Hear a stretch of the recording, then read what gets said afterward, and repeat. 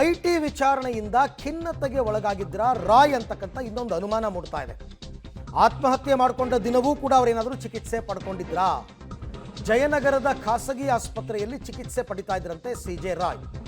ರಾಯ್ಗೆ ಚಿಕಿತ್ಸೆ ನೀಡಿದ್ದ ವೈದ್ಯರ ಹೇಳಿಕೆ ಕೂಡ ದಾಖಲಿಸಿಕೊಂಡಿದ್ದಾರೆ ಪೊಲೀಸರು. ಯಾವ ಕಾರಣಕ್ಕೆ ಟ್ರೀಟ್ಮೆಂಟ್ ತಗೊಳ್ತಾ ಇದ್ರು ಅಂತ ಹೇಳೋದಕ್ಕಾಗಲ್ಲ, ಇದು ನಮ್ಮ ವೃತ್ತಿ ಧರ್ಮ ಅಂತ ವೈದ್ಯರು ತಿಳಿಸಿದ್ದಾರೆ.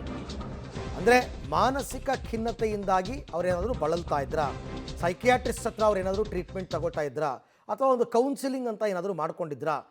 ಇದ್ರ ಬಗ್ಗೆ ವೈದ್ಯರಿಂದ ಮಾಹಿತಿ ಪಡೆಯುವ ಪ್ರಯತ್ನವನ್ನು SIT ಅವರು ಮಾಡ್ತಾ ಇದ್ದಾರೆ. ಅದು ಬಹಳ ಮುಖ್ಯವಾದ ಸಾಕ್ಷಿ ಆಗುತ್ತೆ ಡಾಕ್ಟರ್ದು. ಆದರೆ ಡಾಕ್ಟರ್ ಯಾವ ಕಾರಣಕ್ಕೆ ಅಂತಕ್ಕಂಥದ್ದನ್ನು ಹೇಳಕ್ಕೆ ಬರಲ್ಲ ಅಂತ ಇದ್ದಾರೆ. ಈ ಬಗ್ಗೆ ಮತ್ತಷ್ಟು ಮಾಹಿತಿ ನನ್ನ ಕೊಲೀಗ ನರಸಿಂಹಮೂರ್ತಿ ಅವರಿಂದ ಪಡ್ಕೊಳ್ಳೋಣ. ಮೂರ್ತಿ, ಈಗ ಇಂಥ ಸಂದರ್ಭಗಳಲ್ಲೂ ಕೂಡ SIT ಅವರು ತನಿಖೆ ಮಾಡ್ತಿರ್ಬೇಕಾದ್ರೂ ಕೂಡ ವೃತ್ತಿ ಧರ್ಮ ಪಾಲಿಸ್ತೀವಿ, ನಾವು ಕಾರಣ ಕೊಡಲ್ಲ ಅನ್ನೋಕ್ಕೆ ಬರುತ್ತಾ? ಅರವಿಂದ, CJ ರಾಯ್ ಆತ್ಮಹತ್ಯೆಗೂ ಮುನ್ನ ಖ್ಯಾತ ವೈದ್ಯರಿಂದ ಟ್ರೀಟ್ಮೆಂಟನ್ನು ಪಡೆದುಕೊಳ್ತಿದ್ರು ಅನ್ನೋ ಮಾಹಿತಿಗಳು ಗೊತ್ತಾಗಿದೆ.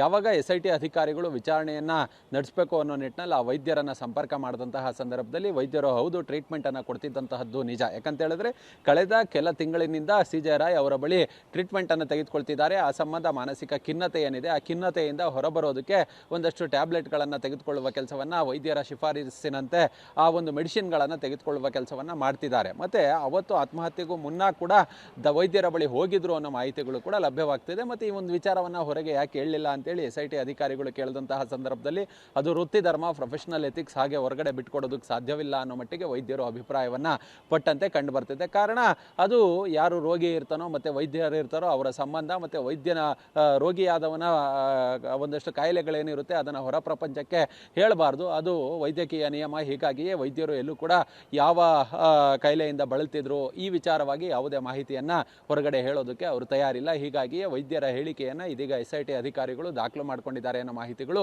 ಲಭ್ಯವಾಗ್ತಿದೆ. ಅಲ್ಲಿಗೆ ಒಂದಂತೂ ಪೊಲೀಸರಿಗೆ ಕನ್ಫರ್ಮ್ ಆದಂತಾಗಿದೆ, ಇವರು ಆತ್ಮಹತ್ಯೆಗೂ ಮೊದಲು ಆತ್ಮಹತ್ಯೆಯನ್ನು ಮಾಡ್ಕೊಳ್ಳೋದಕ್ಕೆ ಒಂದು ನಿರ್ಧಾರಕ್ಕೆ ಏನು ಇವರು ಬಂದಿದ್ದಾರೆ, ಅದಕ್ಕೂ ಮೊದಲು ಇವರು ಮಾನಸಿಕವಾಗಿ ಒಂದಷ್ಟು ನೊಂದಿದ್ರು, ಮಾನಸಿಕ ಖಿನ್ನತೆಯಿಂದ ಬಳಲ್ತಿದ್ರು CJ ರಾಯ್ ಅನ್ನೋದು ಪೊಲೀಸರ ತನಿಖೆಯಲ್ಲಿ ಗೊತ್ತಾಗಿದೆ. ಹೀಗಾಗಿಯೇ ಬೇರೆ ಬೇರೆ ಆಯಾಮಗಳಲ್ಲಿ ಒಂದಷ್ಟು ತನಿಖೆಯನ್ನು ನಡೆಸೋದಕ್ಕೆ ಇದೀಗ ಪೊಲೀಸರು ತಯಾರಿಯನ್ನು ಮಾಡಿಕೊಂಡಿದ್ದಾರೆ. ಓಕೆ ಮೂರ್ತಿ, ಥ್ಯಾಂಕ್ ಯು ತಮ್ಮೆಲ್ಲ ಮಾಹಿತಿಗಾಗಿ, ಧನ್ಯವಾದ. ಸೊ ನಾನಾಗಲೇ ಹೇಳಿದಂತೆ ಇದು ಕೂಡ ಬಹಳ ಮುಖ್ಯವಾದ ವಿಚಾರ ಆಗುತ್ತೆ. ಅಂದರೆ ತುಂಬ ದಿನಗಳಿಂದ, ದೀರ್ಘಕಾಲದಿಂದ ಏನಾದರೂ ಅನಾರೋಗ್ಯದ ಸಮಸ್ಯೆಯಿಂದ ಬಳಲ್ತಾ ಇದ್ದಾರೆ, ಅದನ್ನು ಕಂಡುಹಿಡ್ಕೋಬೇಕಲ್ಲ ಸತ್ಯವನ್ನು. ಹಾಗಾಗಿ ಪ್ರಯತ್ನಗಳು